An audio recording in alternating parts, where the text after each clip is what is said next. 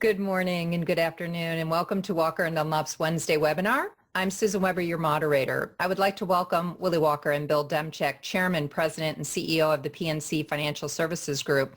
Willy and Bill will discuss the current challenges facing the banking industry and potential solutions. Thank you for joining us, and now I will turn the call over to Willy. Thanks, Susan, and thank you everyone for joining us today. If it's Wednesday, it's the Walker Webcast. I'm really pleased to have my friend, my banker, fellow CEO and fellow exercise fanatic, Bill Demchak, with us today. I'm really looking forward to Bill's perspectives on the banking sector and the overall economy. Many of you who joined us last week heard Leslie Hale, CEO of RLJ Lodging Trust, talk about inclusion and how to promote more diversity in corporate America. Leslie was quoted quite widely in the media after that discussion saying, "I'm not a unicorn."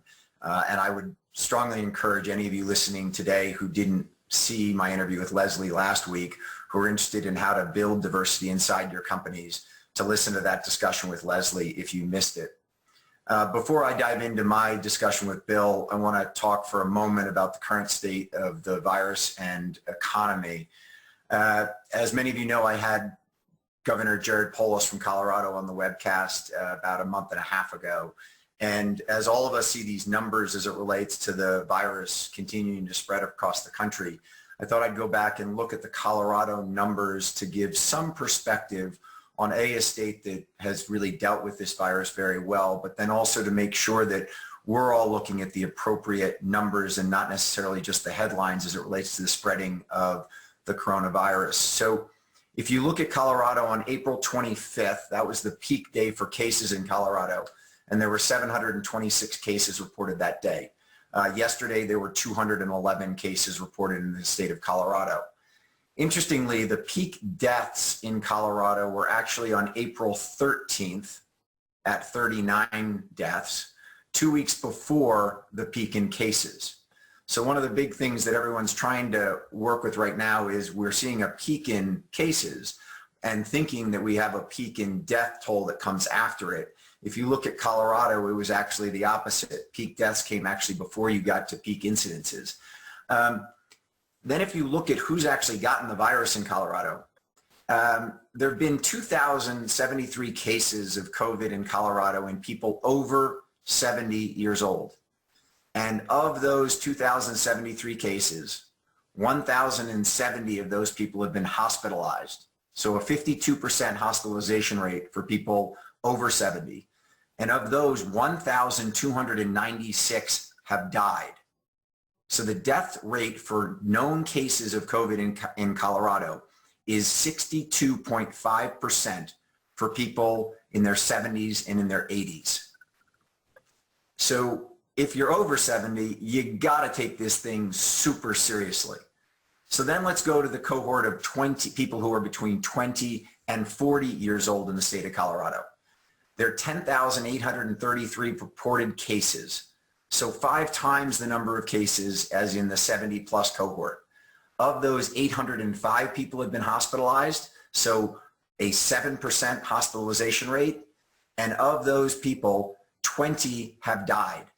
So that's 18.5 basis points, or less than 1/4% of people who've gotten COVID, known cases in Colorado, between 20 and 40 years old have died.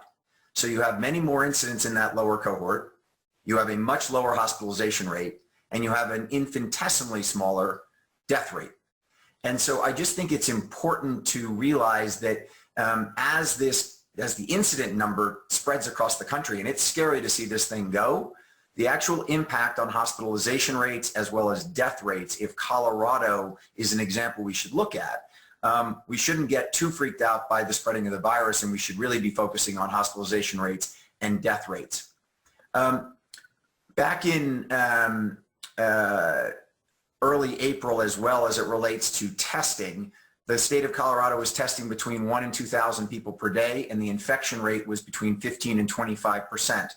Today, the state is doing between 6,000 and 8,000 tests per day, and the infection rate has been holding steady at about 3%. And so if you think about what Colorado has done, the governor has led, quite honestly, by wearing a mask on a very consistent basis. People in the state of Colorado are wearing masks in public spaces. The state has been expert at isolating hotspots in senior housing communities, in jails and other places where the virus has cropped up. And I would also say that one of the other things to keep in mind is that the weather in the state of Colorado over the last month has been fantastic. People have been able to go outside. It hasn't been too hot, and so people can recreate outdoors. In some of the states where we're seeing this virus spread very rapidly right now, Florida, Texas, Arizona, the weather is already really hot. And so people are being forced to recreate indoors. And so without proper protection and being indoors, we're clearly seeing the case counts accelerate. Let me go for a moment before I go to Bill back to the April 1st webcast that I did with Dr. Nancy Kane from the Harvard Business School, because that was 3 months ago today. That was the first day of Q2. And I went back and looked at it and thought and listened to where I was and where Nancy was back then as sort of a, what's happened over that period of time. And I very much look forward to hearing Bill's perspectives on where he was and where PNC was on April 1st versus where the bank is on July 1st. But I mentioned in my opening remarks some comments that St. Louis Fed President James Bullard had made the day before on Squawk Box, where Bullard had said, what we're doing right now by shutting down the economy is that we are investing in the health and well-being of the American population. And I thought it was a really fantastic way of framing what we were doing. We weren't in some type of crisis that we weren't controlling. We were actually taking measures to control it. And some of you may have seen Barry Sternlick, who was also on the Walker Webcast back in April, talk yesterday on Squawk Box about his big push to reopen and get going. And one of the things that I would put forth on Barry's comments is just that until people believe it's safe to go to restaurants or fly in an airplane, they won't. And so everything that we can do as citizens to put confidence in our behavior and confidence in our economy is only going to help us make sure that the investment we made to shut down our economy and to invest in the health and well-being of the American population are not squandered. And my final point would be this, as I think back on my perspective on the markets at the beginning of Q2, we didn't know how bad it was going to be. We didn't know how quickly the virus would spread, how deadly it was going to be, how much damage it would be to our health, to our economy, and to our society. And as everyone saw, markets don't like doubt. They don't like knowing. And so as a result of that, the markets, the equity markets, sold off by about 38% in those final 2 weeks of March. Well, over the last quarter, as we all know, the markets have basically added back that entire 38%, almost to the penny. And so you sit there and you just sort of say, so what's that mean going forward? First, the markets think we know enough about this virus, its impact, and the damage it will wreak on our health and economy to not present future surprises. I seriously hope and pray that that's a proper read on where we sit today. Second, the federal government and businesses reacted to the original crisis effectively and are not going to be surprised going forward. I'm looking forward to Bill sort of either reiterating that view or saying that he's got some questions about the future. And then finally, there's a big question mark about the next stimulus bill and how big it's going to be and what area of the economy it targets. But there's a general sense that there is the time and information to make the right decisions. We've had a lot of forbearance during the second quarter. The U.S. government and financial services institutions like PNC put enough liquidity into the market and postpone enough payments through forbearance on mortgages and car payments and credit cards and rents and student loans and everything else to allow the U.S. consumer to survive and for the markets to continue to function. But Q3 is when the rubber will really hit the road. Q3 and Q4 is when forbearance plans come to an end and lenders like PNC are going to ask people to get back and get current. And it's that reality without another $6 trillion of federal stimulus that might make it so that we actually see the real impacts of COVID and the shutdown on the economy. So with that, let me turn to my guest. Bill is Chairman, President, and CEO of the PNC Financial Services Group. He joined PNC in 2002 as the Chief Financial Officer. then ran their corporate and institutional banking, which included commercial real estate lending, and was then elected president of PNC in 2012, CEO in 2013, and chairman in 2014. That's quite the run on titles, Bill. Before I jump into my questions for Bill, I'd like to say that PNC has been an amazing partner and competitor of Walker & Dunlop's for many, many years. PNC is one of the largest commercial real estate lenders in the United States. And Bill and I will discuss PNC's current exposure to commercial real estate in a little bit. They're also one of the largest and best construction lenders in the country, a very significant agency lender with Fannie Mae, Freddie Mac, and HUD, including a very significant tax credit syndication business. And finally, PNC owns Midland Loan Servicing, the largest commercial loan servicer in the country with over $700 billion in loans. So, Bill, you grew up in Pittsburgh and went to Allegheny College, then you got your MBA from Michigan. It's my assumption there weren't a ton of Allegheny College grads when you were working your way up in the ranks at JP Morgan, all the way to having a seat on the capital and the risk committees. So how did being the only Allegheny College grad in the room with a bunch of Ivy Leaguers impact your career? So first off, you're wrong about Allegheny. I actually showed up in the training program at JP Morgan, and a guy named Doc Scottum, who was a fraternity brother from Allegheny, showed up next to me. That was pre-cell phone and email, so nobody knew who was going to show up where. He went on to be the vice chairman of M&A, or vice chairman in Europe for JP Morgan, and he now works for BlackRock. And Bruce Thompson from B of A, who you probably know, was also a fraternity brother from Allegheny. And finally, Marty Finsgraf, when I got to Wall Street, was the chair of Prudential Securities. So don't count out Allegheny College. But I would tell you, you know, my upbringing and my interests weren't traditional for Wall Street. It wasn't you know, it was a bit different. I wasn't, and I'm still not, a guy who wants to spend their life finding the next cool restaurant to go to, or discover the next new red wine, or, you know, play golf at country clubs. So that was took a little bit of getting used to, and you know, I'm happy to say that I'm not sure I ever did, and I'm more back to my old life than I was before. So given that, Bill, as you've built up PNC, what have you looked for in the people who've helped you so successfully build and grow PNC as it relates to either their background or their work experience? You know, almost first and foremost, I look for people who want to work as a team, work with people who have positive energy. You know, I always tell our employees, you think about the person who, you know, even when times are tough, they don't put over the bad stuff, but they think about what the solution will be, as opposed to gripe about what the problem is. And I think our leadership team is all of that. They're smart, they're engaged, they share each other's burden. So you know, we declare victory as a team as opposed to individual silos. And you know, if you can work in that environment, you excel at PNC. If you want to be a solo player, you're going to struggle. So you gave the commencement speech at the Tepper School of Business at Carnegie Mellon a couple of years ago.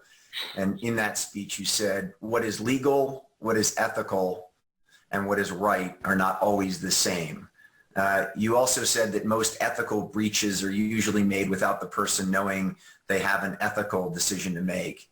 So how do you manage your executive team and yourself between what is legal, what is ethical, and what is right? That's a good question. I mean, legal is legal, right? So you don't break the law. So assume that's table stakes in whatever you do. But you know, we have a saying inside. We're saying, you know, what would my mother think if she read about what I did in the newspaper? Would she be proud of me, or would she be disappointed? You know, and by the way, that's a real thing. I don't want to disappoint mom.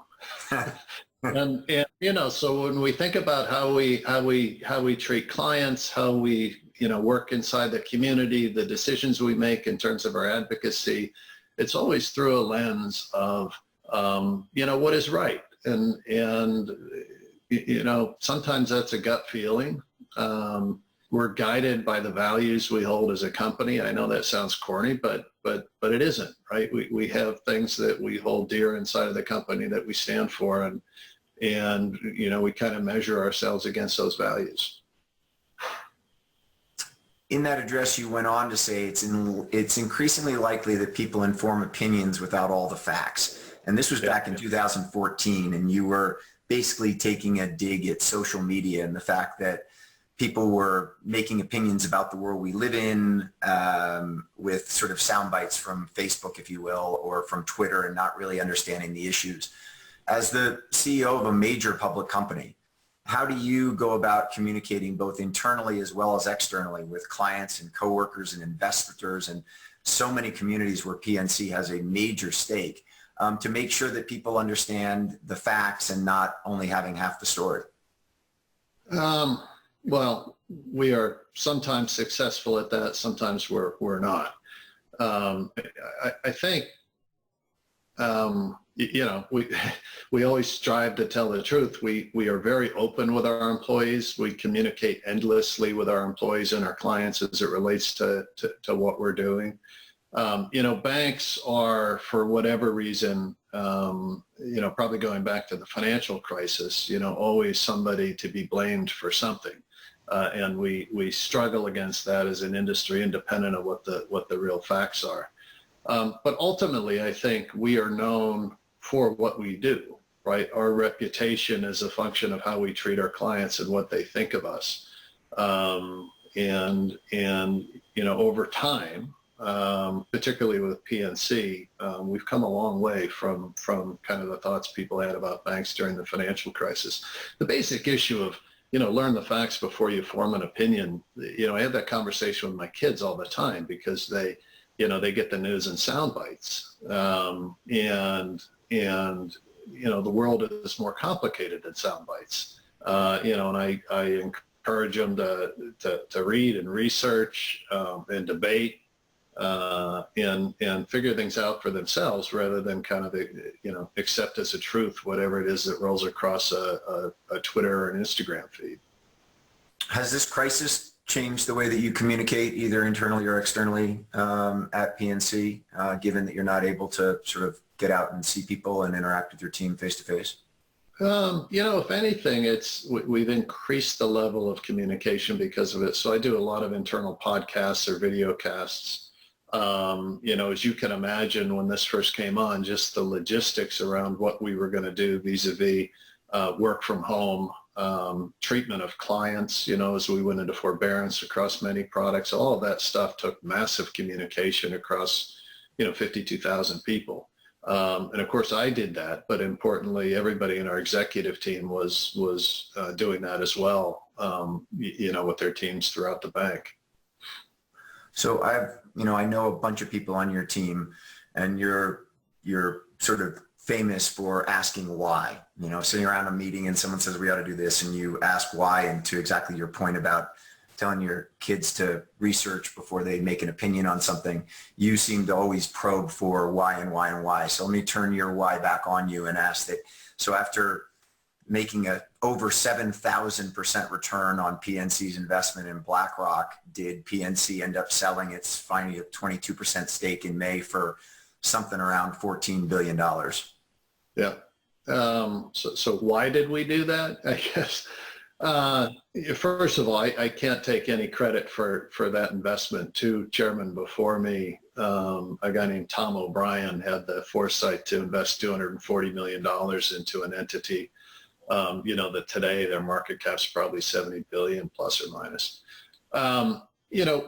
We knew through time that BlackRock was becoming more of an investment as opposed to part of the company. We started owning 100% of it. We took it public.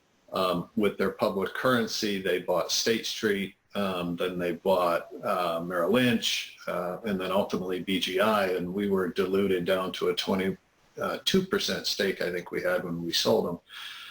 And an issue for us was they were sort of a call it an uncontrolled massive investment that was a big part of our market cap. They were also collectively, we and they were getting squeezed by regulators and accountants as it relates to capital intensity of holding that investment in various forms.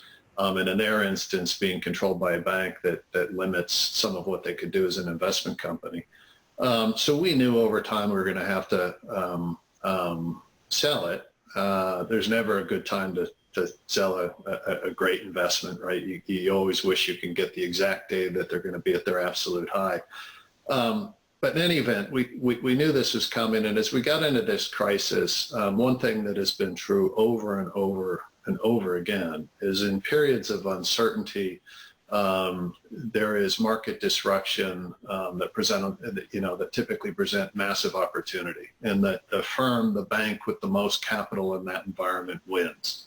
And we, notwithstanding some green shoots that we can perhaps argue about, I continue to think that we're going to be into a disrupted market here, and we're going to have an opportunity to deploy the capital we created in a way that's very beneficial for our shareholders. On that, you were on CNBC a couple of weeks ago, and you said, when asked how you were going to deploy the capital or what you were going to go buy, you said, we're going to hang around the hoop. And so in hanging around the hoop, I guess my question would be, who do you need to block out? So to stick with the analogy, that opportunity is going to fall off the rim.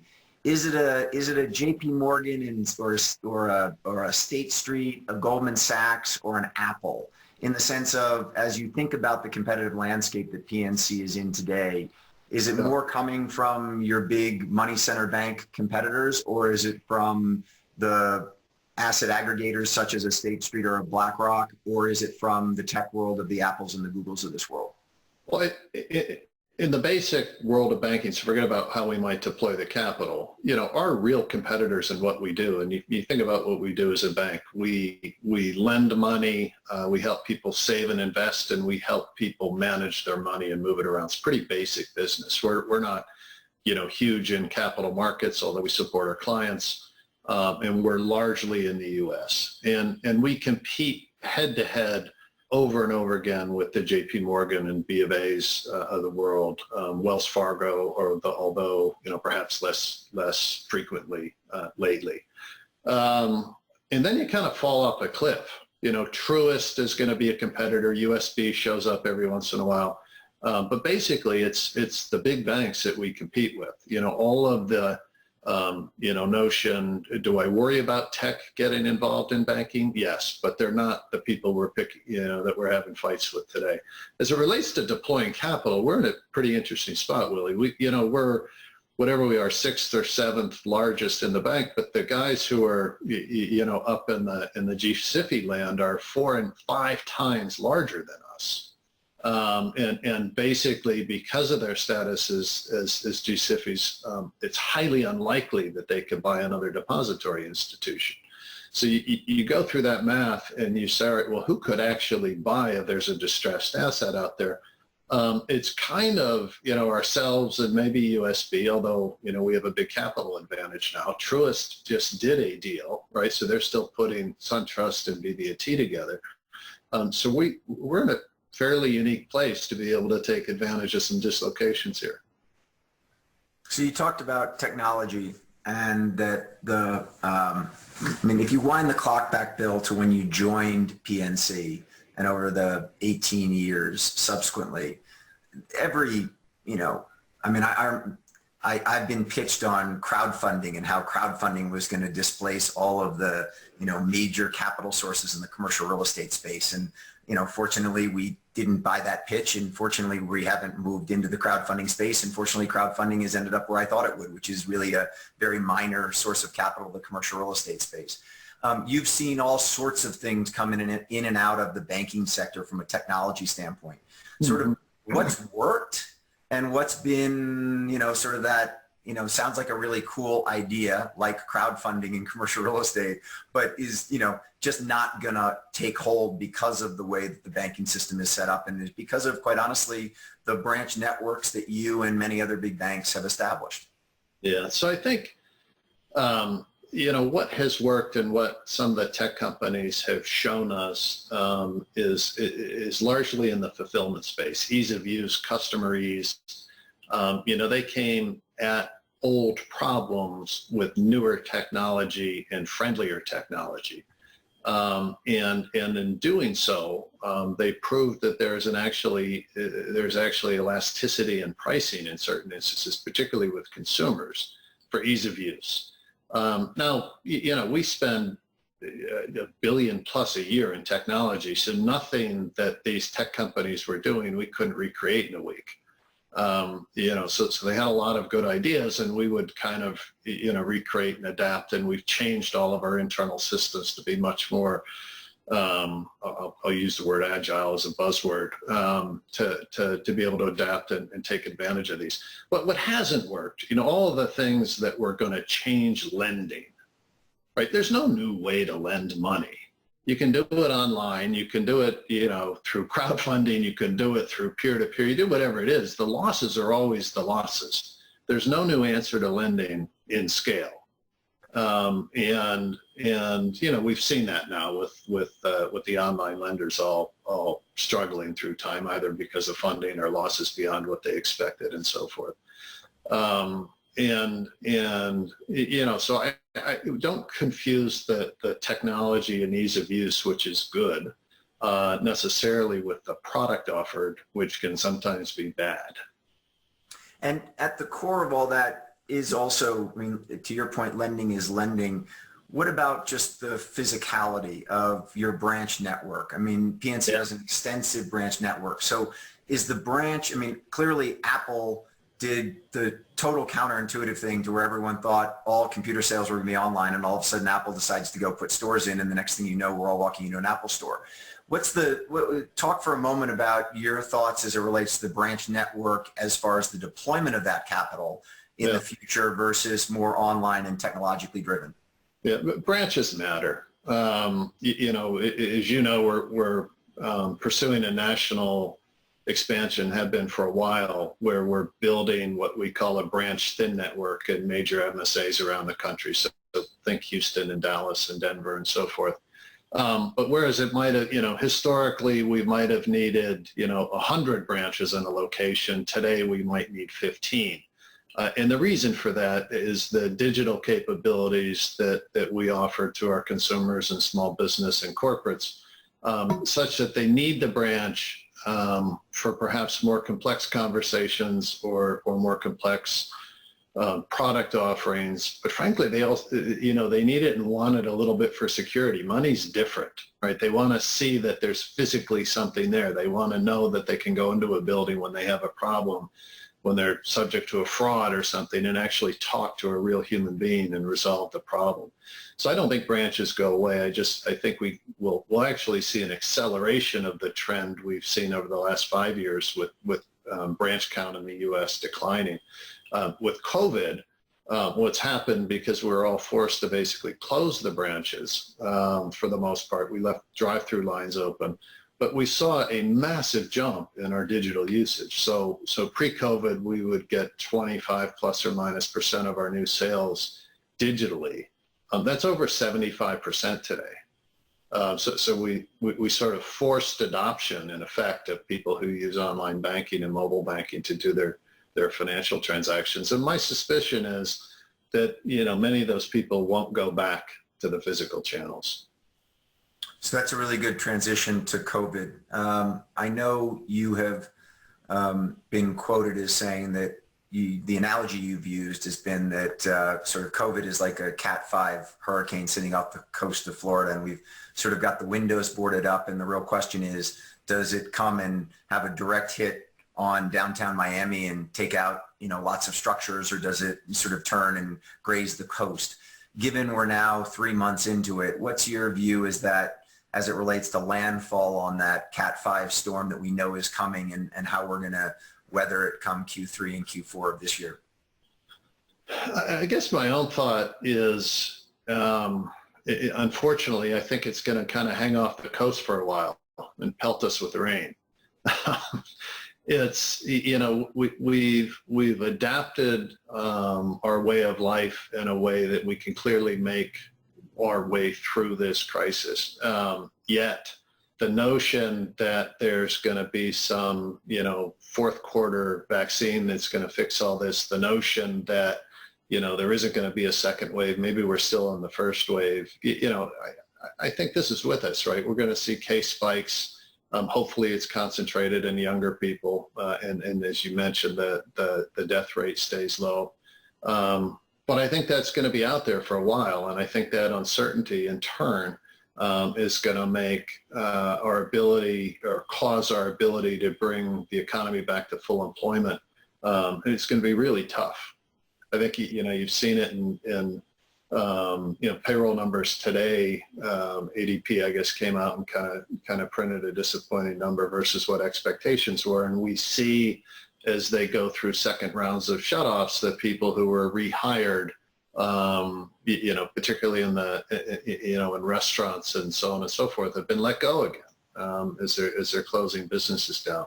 So I don't know that it's going to devastate us, but I just think it's going to put us into a period of really slow growth. In the process of that, unfortunately, hurt the parts of the economy that are least able to deal with it. Our lower paid workers are the ones who are suffering most of this. So if it is a rainstorm, one of the things that's allowed people to get through it has been forbearance. And PNC has extended forbearance sort of across business lines over the last 3 months. And it's my assumption at some point there are discussions as it relates to the ending of forbearance and people kind of catching up and getting back to being current. What's your thought as it relates to both the consumer and businesses being able to catch back up? Yeah. So I think for PNC, that period of time started June 15th. So it's a bit early to be able to draw conclusions from the data we've seen. But on the consumer side, a couple of sound bites. Our lower balance accounts, so think of a checking account that might have $500 in it on average through the course of the year. Those accounts on average today are maybe $1,200. So combination of, if it's unemployment, kind of the excess unemployment, combination of, the stimulus check and then not having to pay income taxes, the delay on income tax. So consumers are somewhat flush, at least currently, and also the combination of the fact they haven't had to pay any bills because we tell them they don't have to pay if they call up. Now that it's turning around, the stimulus has largely, until they renew it, run out. PPP is kind of out there and used. Stimulus checks went out and so on and so forth. And I'm really concerned about it. What we're going to end up doing without question is taking the payments that were missed and sort of tack them on to the end of whatever the loan is, if it's an auto loan or a mortgage. And on a credit card balance where they haven't been making minimum payments, you're going to have to set up a schedule over the course of the next, 4, 6, 9, 12 months, whatever it is, where they pay down those balances. And I think that's going to put a big drag on consumer spending, and I think we're going to have some defaults. The commercial, where we see it in size as well, at least equal to what we see with consumers, is on the small business commercial side. And inside of the commercial space, as you can imagine, heavy concentrations in real estate. And I don't know how that plays out, because until, retail is driving a lot of this, and retail's not paying their rent, so the underlying properties aren't paying their rent, so they aren't paying their mortgage, and so that flows through to us. I think it's going to be a struggle. I think you're going to see a lot of defaults in small business and smaller commercial entities as we try to bring them back current and or just extend them out further, because it's the next best alternative to foreclosure. Yeah. So on that, my assumption would be that you don't want to own these assets. No. I don't think you want to have, a big group running around trying to do these workouts. And so I guess, this crisis seems to be a little bit different from past in the sense that we know kind of what's coming. So I guess the first question would be, Have you tried to offload, and can you offload any of the risk that you might see coming down the road? And then the second thing about it is, given how well capitalized PNC is and how well capitalized the overall banking sector is, how long can you go sort of continuing to work with borrowers before all of a sudden you say, party's up, we got to kind of move forward? Because I remember very distinctly, Bill, during the great financial crisis, when you were faced with defaults, when you were faced with problems, you just, you had to go face them. There was no ability because the capitalization levels weren't as high. The crisis was happening and unfolding every single second, and you just sort of had to deal with the issue. This seems a little bit more like you can set up a plan, but the question would be, how long can you continue to provide that forbearance and flexibility to the market? Yeah, well, I mean, it depends on the underlying asset, but real estate perhaps is the best example. There's not a bid out there for real estate right now, and the reason for that is, the unknown. It's not something you can model at this point because we're still trying to figure out what's going to happen to offices. Our hotels are going to go back, so on and so forth. So, some notion that you would grab the collateral and try to wholesale it becomes a pretty unappealing notion, I guess, depending on whatever you think your loan to value is. In practice, if we have good operators, history has shown us that having patience through a crisis, to your point, assuming you have the capital to be able to hold on to assets and work with good operators is always the best outcome on our recovery value. Now, other types of, loans that effectively are cash flow loans and don't have particular collateral behind them are perhaps a different outcome. One of the real challenges with small business and smaller commercial entities, and this is why it's important that the government keeps supporting them, is they don't have access to capital markets, and in effect the Fed put on liquidity. They're not public entities, and secondly, they don't necessarily have enterprise value. They are worth the production of whatever their employees produce. And so if you shut them down, you're effectively putting a whole bunch of people into unemployment and not recovering anything. So that always weighs into, how we make decisions. We ultimately want to try to support clients. We want to make the right economic decision for PNC. We have the patience and capital to make that right economic decision. On a case-by-case basis, but this is a weird environment. There's a lot of capital on the sidelines, particularly in real estate. If you think about the people who buy beat pieces in CMBS, Willie, a lot of capital on the sidelines that isn't really stepping into this yet. Yeah. In theory, they're the smart money saying we haven't even seen the bottom here. If you, Bill, on that, as you sort of segment out between the various business lines that PNC is in, one of the big concerns that I've had is consumer finance having significant problems in, for instance, the cards business, which then kind of falls into the auto loan and the student loan and the mortgage space on the consumer side, which then pinches financial service institutions like PNC and then causes a more, if you will, conservative stance on extending credit to both companies as well as real estate, which are both, as you just said, better capitalized, a lot of money sitting on the sidelines. And as I look through the Fed stress test, which I would say in reading it, PNC, without a doubt, first of all, I don't do that very often. I did that in preparation for talking to you, so I got a little geeky on that. I know you know the numbers in there better than almost anybody. But as I looked into it, consumer finance and particularly cards is the one area where, default rates under the big stress scenario get up into the high teens and low 20%.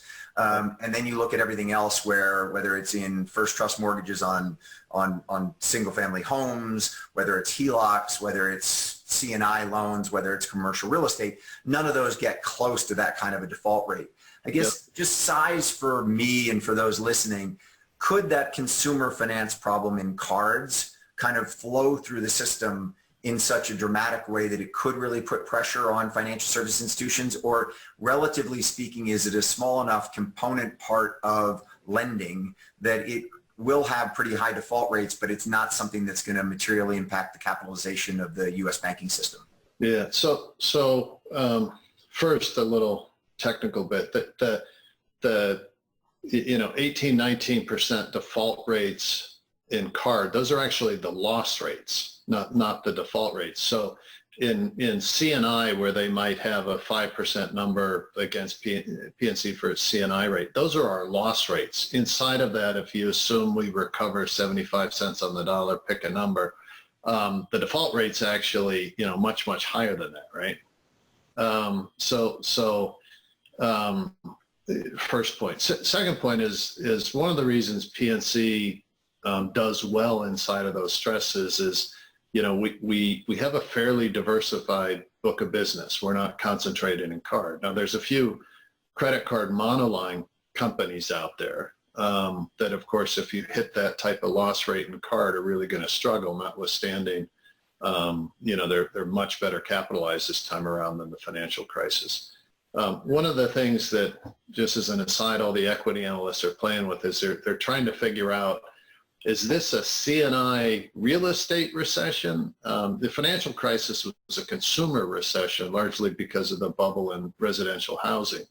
And so they're saying, this is going to be a C&I problem, not a consumer problem. Of course, if it's a C&I problem, it becomes a consumer problem because unemployment spikes if companies are going out of business. So in the end, a general slowdown in the economy are going to hit all of these things one way or the other. And I think, the most exposed areas at the moment are, in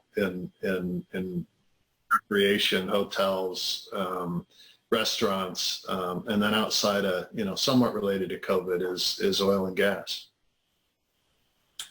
As you think about having just divested from your BlackRock investment, which was viewed as, if you will, really sticky capital, long-term revenue streams. Yeah. You do own Midland, which is the largest commercial loan servicer in the country with over $700 billion in loans.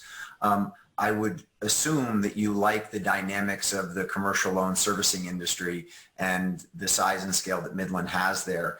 Any comments on either the continued growth of PNC as far as being the largest commercial loan servicer, and then anything specifically in the markets today that you're seeing through Midland as it relates to your comments on retail or on hotels? Yeah, no, Midland's been with us for a bunch of years, as you know, and it's a great business, and it is an expertise that we have. Midland services for third-party, CMBS deals are sometimes just portfolios, and we're both master and special on some of these things. But what it gives us, Willie, is in an environment like this, it allows us to play offense in that space. So, for example, go back to the financial crisis. When we bought National City, who was heavily exposed to real estate, bringing the Army in from Midland to be able to help us evaluate that risk was enormously valuable. And that still exists.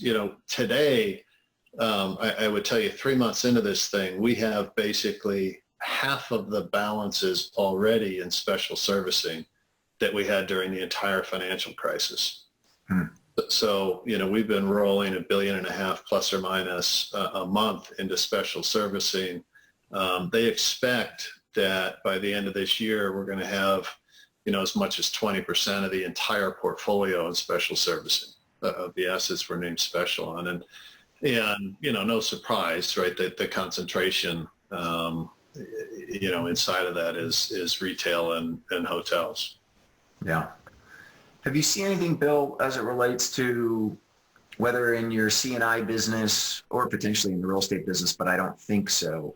But have you seen any new capital requirements or capital needs in the economy as people have transitioned to sort of I don't want to say post-COVID because COVID's going to be here for a while, but you made the point about your shift from branch to online. But behind all that online, there are clearly companies that are emerging, whether it's the hiring that a Walmart or a Amazon is doing, or have you seen anything there that says, hey, there is a a green shoot over there as it relates to someone investing in a new way of doing business that's requiring capital from PNC? The one that comes to mind, and they have plenty of access in public markets, but technology has been booming. You think about all the connectivity that we're using now through Zoom or WebEx or Skype or whichever your video channel of choice is, and then the cameras that have to be purchased to do that. And if you're on VPN, so I'm on PNC's network right now sitting in my house, so I have to be on VPN, and my VPN network needs to support 52,000 people. All of that spend adds up, and that's why you've seen the tech sector rally the way you've seen in the equity markets. I think that's real.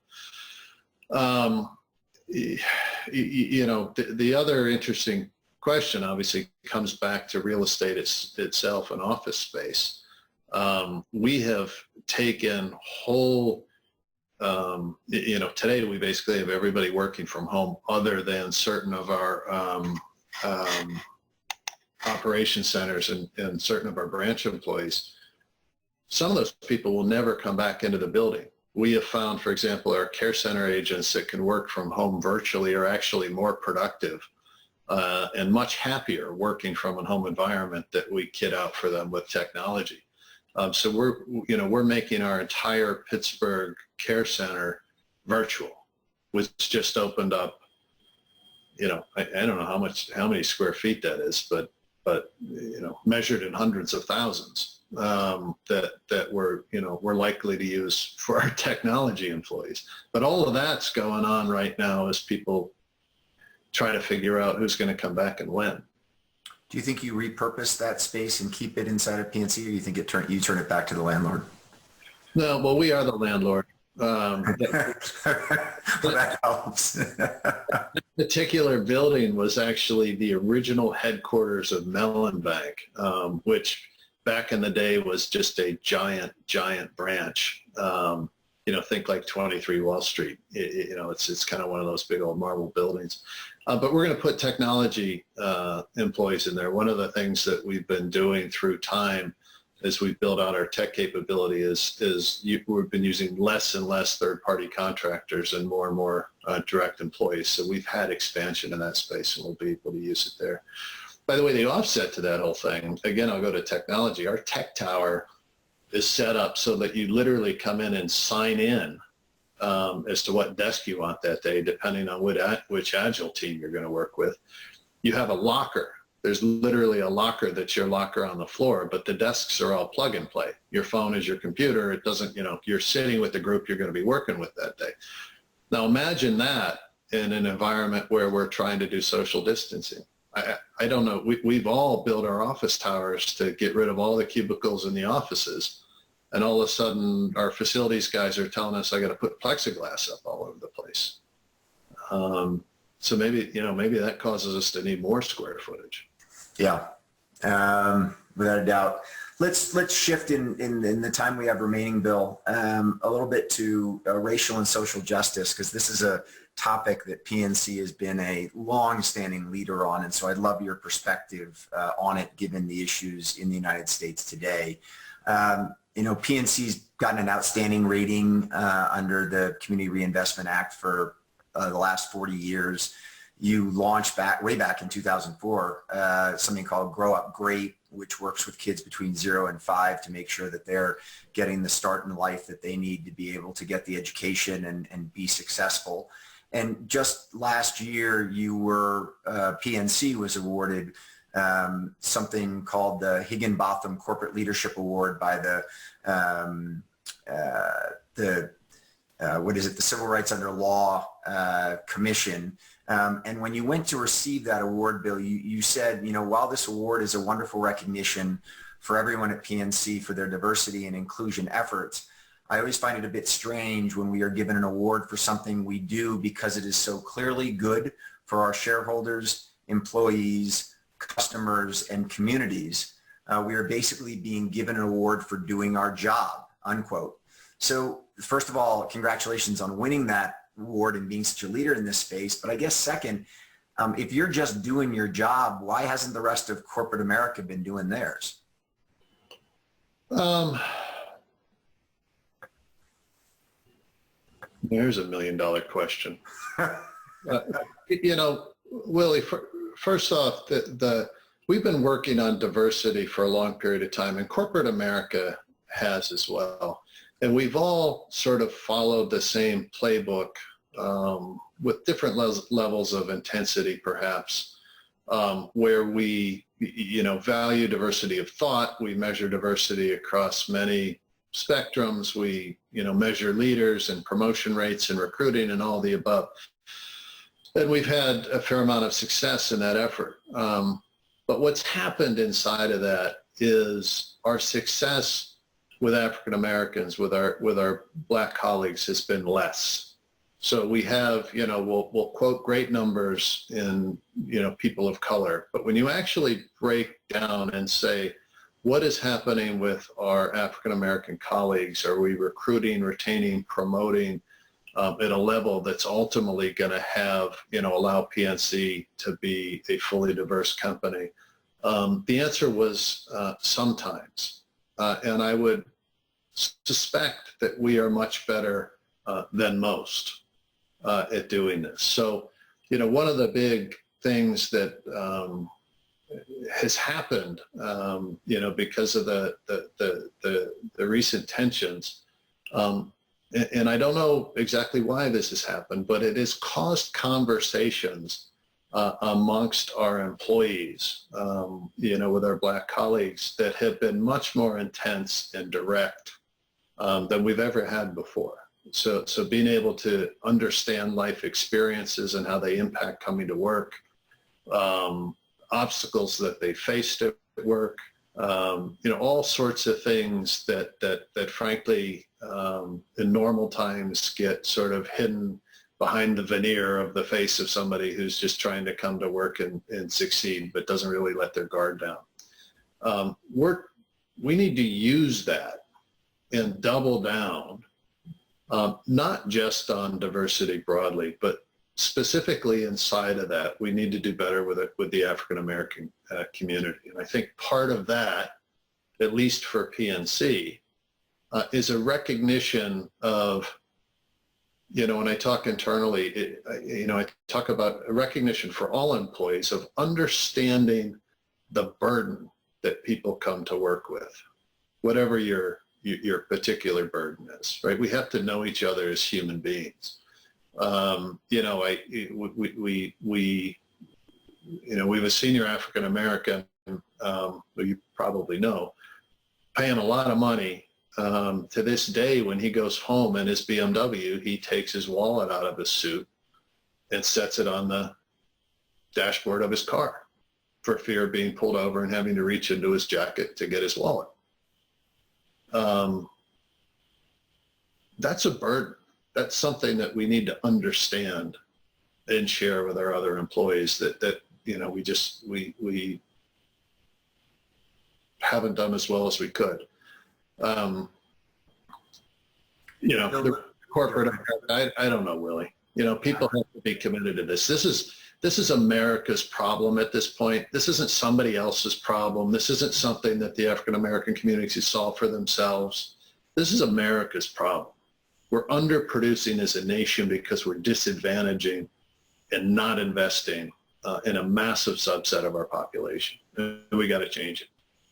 So along those lines, one of the things my team at Walker Dunlop has interfaced with your team at PNC as it relates to gender diversity and your program at PNC to both recruit and promote women. And one of the things that I thought was quite unique about what PNC is doing is that you've created an entire sort of partnership / mentorship program where men at PNC are working with women at PNC to help promote them. And is there a model there that is applicable, because you've been clearly very successful as it relates to gender diversity at PNC? Is there a model there that can sort of enlist the support of other employees at PNC or at companies like Walker and Dunlop to follow that kind of a model of getting that buy-in? Anything along those lines? Because I think that getting men to buy in, not just sort of having a if you will, women at PNC movement and led by women and women for women, if you will. I found to be very interesting that PNC has really brought men into that to provide leadership to that initiative. Yeah, men as allies. We need to do much more in the form of mentorships, particularly for our younger employees. There's a thing called code switching where, they in many instances, for all our employees, this is their first professional job. They come into the training program, they behave how they think they're supposed to behave in a group of, within a group of people. And for some of our Black employees, they come in and they and they'll tell you this. They're behaving how they think they're supposed to behave around white guys, and it's exhausting because they go home with their friends and they change their face, right? They lighten up. They get to be themselves. They get to go home and be themselves. Imagine coming to work every day. It just has to be exhausting, where you're effectively pretending to be somebody else. And one of the things that we're going to put in place, we'll call it mentorships, but we need to have outlets for employees, such that work feels safe for them. So people can come to work and be themselves, right? We want to measure, think about what we want, out of an employee. I don't care how people necessarily get something done. I want them to be productive, right? They don't have to do it all the same way. So it's a long-winded answer to your question, and I wish I had the answers, but we've got to get people involved. We've got to get people to understand and open up. We've got to get our senior African Americans to recognize that they're actually part of the solution for our junior turnover, and take some ownership of that as well. It's a super important issue, and I'm appreciative of both the leadership role you've played, and then also I know that PNC will continue to lead on this. Particularly after your $1 billion commitment to investing in communities and to making a real difference on these issues in America. We've only got a couple minutes left, and so I want to turn to my final question to you. You have a very big job. You're an extremely busy person, and at the same time, if somebody Googles you, one of the first images that will come up is you winning some triathlon, finishing a marathon with a bunch of fellow PNCers. How do you find time to do the amount of training and to stay in the physical shape that you do, and how does that impact your ability to lead PNC? Well, with respect to finding time, it's just something I've always done my whole life. So not doing it feels stranger than doing it. You find the time.